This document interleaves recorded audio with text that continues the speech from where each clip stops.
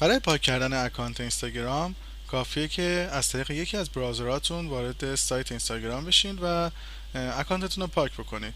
نکته اول اینه که از طریق برنامه اینستاگرام نمیتونین این کار رو انجام بدین. نکته دوم اینه که اگه این کار رو انجام بدین دیگه با همون اسم نمیتونین اون اکانت رو بسازین. پس حواستون باشه که این کار رو نکنید که مثلا فالووراتون پاک بشن بعد دوباره بیاین این اکانت رو بسازید و فکر کنید که دیگه هیچ اطلاعاتی توش نیست و ریست شده، در صورتی که این اکانت کاملا بسته خواهد شد، دیگه نمیتونید ازش استفاده بکنید حتی بعد از اینکه اونو پاکش کردین.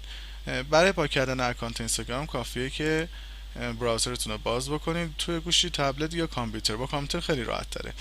وارد سایت اینستاگرام بشین، اونتا به بخش هلپ سنترش باید برید.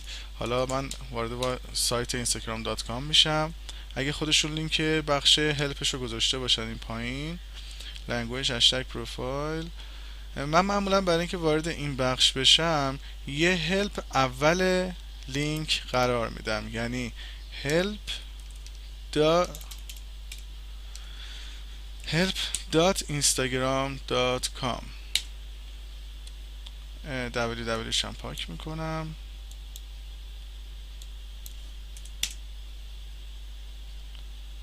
تا خودش وارد بشه.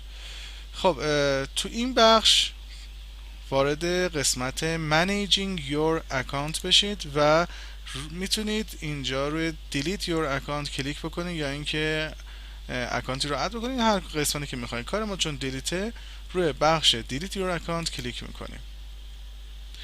از اون میپرسه که میخواین اونو موقتا دیسیبل بکنین، temporary disable، یا اینکه دیلیتش بکنین. خب اگه خواستید موقتا دیسیبلش بکنیم که تو این درس نیست از این گزینه استفاده میکنیم، ولی ما میخوایم پاک بکنیم.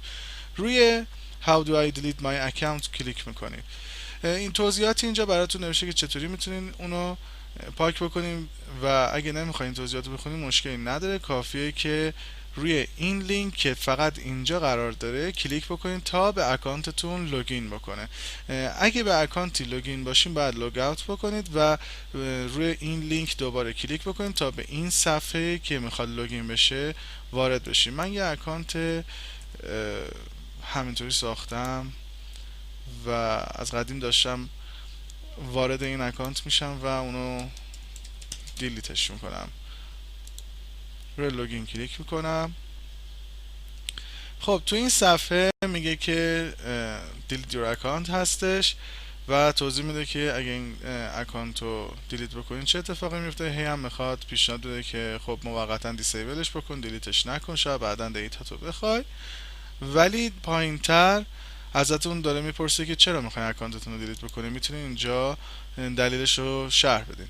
خب want to remove something, can't find people to follow، یا هر چیز دیگه. من میزنم something else تا ازم دیگه سوال نپرسه.